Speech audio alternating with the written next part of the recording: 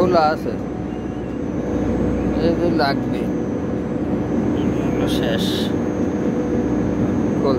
খোলা লাগবে খোলা।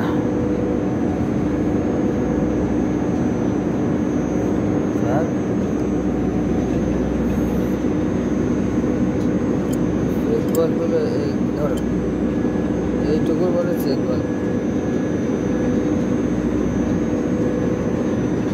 এটা ডিসচার্জের লাইন, এটা খোলা, ভাল্ব ওপেন আছে।